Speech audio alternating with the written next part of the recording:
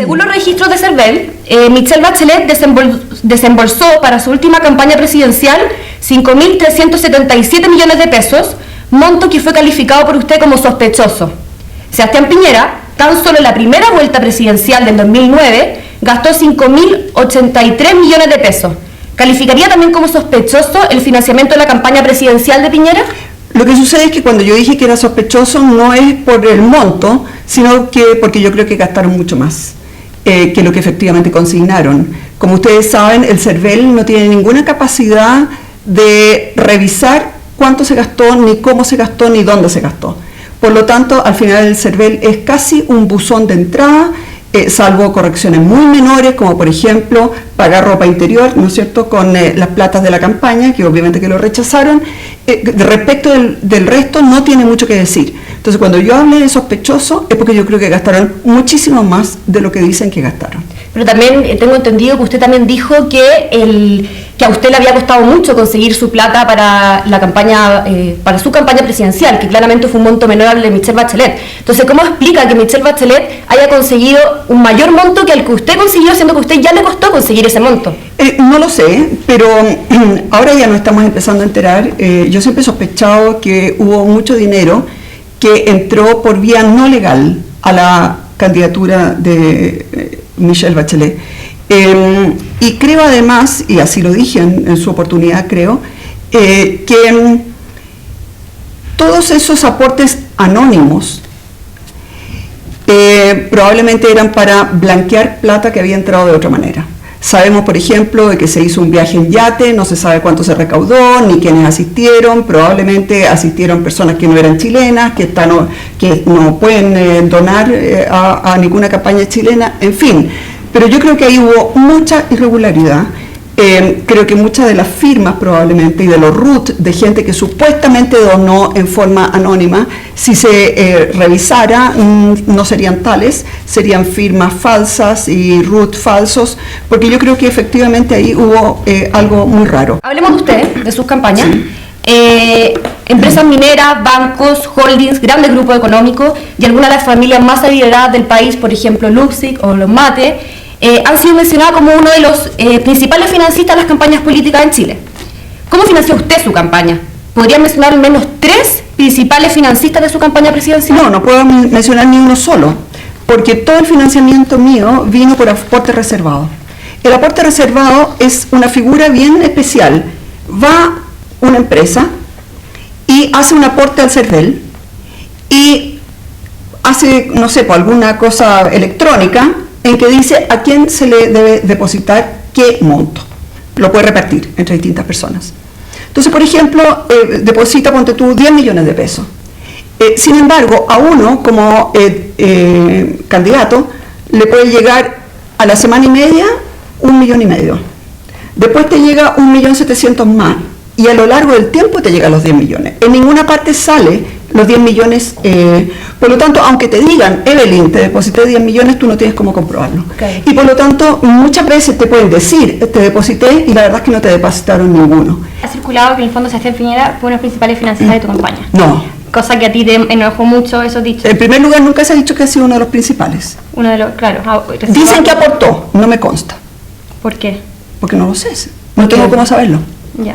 Porque él incluso me podría decir, Evelyn, te aporté, yo no tengo cómo comprobarlo. Y nadie tiene cómo saberlo. La ley se diseñó de tal manera que fuese imposible para el candidato saber quién le aportó cuánto, justamente para que quede después absolutamente libre, ¿no es cierto?, en cuanto a su relación con los empresarios. Cuando se revelaron los nombres de los involucrados en el caso Penta, el presidente de la UDI, Ernesto Silva, en ese entonces, después lo volvió a decir Hernán Larraín también, tomó la medida de aplicar presunción de inocencia para los acusados pertenecientes a su partido, a la UDI. ¿Qué hubiese hecho usted, siendo presidente de la UDI, al enterarse que sus militantes podrían haber estado involucrados en estos fraudes? Yo le hubiera pedido privadamente, no a través de la prensa, que por favor congelaran militancia. Una cosa es pedirle a alguien, por favor, congela militancia, hasta que se aclare lo que te está sucediendo. Eso no significa expulsarlo, eso significa que la persona voluntariamente, y si no lo hace voluntariamente bajo una fuerte sugerencia, que es lo que yo habría hecho, tú le pides que por favor se hagan a un lado. Porque ya pasar al Tribunal de Disciplina, ¿qué pasa si estas personas finalmente son declaradas inocentes? Todavía no están... La presunción de inocencia, a mi juicio, no tiene ningún sentido en un partido político.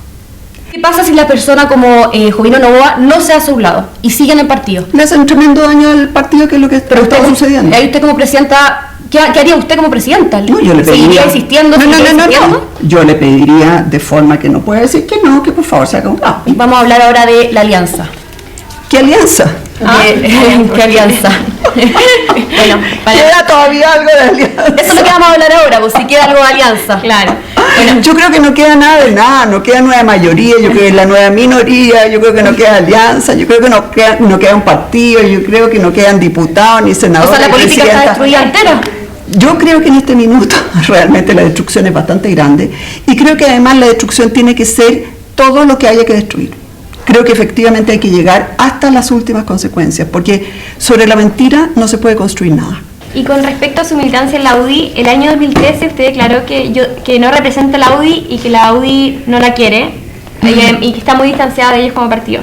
¿Qué queda hoy de la UDI en usted? Quedan muchas amistades, queda mucho cariño por mucha gente. Y yo eso es algo que valoro mucho. O sea, a mí me complica mucho hablar en contra de un partido o hablar en contra de una persona con la cual he estado sentada 10, 15, 20 años. Y ¿Por qué lo hace? ¿Por qué lo hace entonces? A ver, yo creo que ¿qué sentido tiene salirme ahora? ¿Otro golpe más para la UDI? No. ¿Usted calificó de inapropiada la decisión que tomó Bachelet de poner a su hijo en un cargo de responsabilidad pública? Considerando que eso ya fue, y es un hecho que trajo consecuencias para todos conocidas, ¿hay algún grado de empatía suya con la presidenta considerando que usted también es madre? No, ninguna. Todos somos madres y la verdad es que ser madre no significa que uno haga tontera.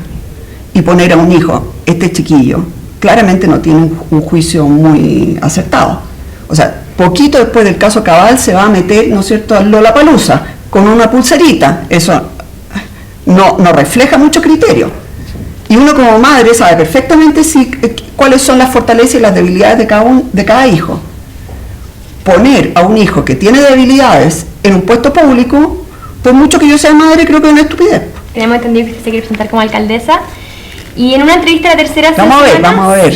Aseguró que, que no le gustaría volver al Parlamento, pero sí presentarse como alcaldesa ya que está preocupada por el rumbo que está tomando el país. Y ese mismo día en el Mercurio salía totalmente lo contrario. ¿Esto se podría interpretar como una tomada de pulso para evaluar un posible retorno a una carrera presidencial? Yo no tengo ningún interés en ninguna carrera presidencial, quiero dejarlo muy claro. Y menos ahora uno se da cuenta lo duro que es tratar de manejar un país. Está muy convulsionado, hay muy poca responsabilidad, hay muy poco orden. Entonces, ¿usted por qué perdió su interés? ¿Por el susto que le puede dar esto? Nunca tuve interés. O sea, tuvo interés el 2013. Me cayó. ¿Alguien cree que lo busqué? Me fue a dijo porque se le habían caído 3 otros. Pero si ahora le preguntan de nuevo, se nos cayeron otros 3 de nuevo, ¿qué diría? De todos modos que sí. Yo soy hija de militar. A los militares cuando los llaman a la guerra, aunque sepan que van a morir, dicen que sí. Para unas posibles elecciones, ¿afectaría llevar el logo de la UDI?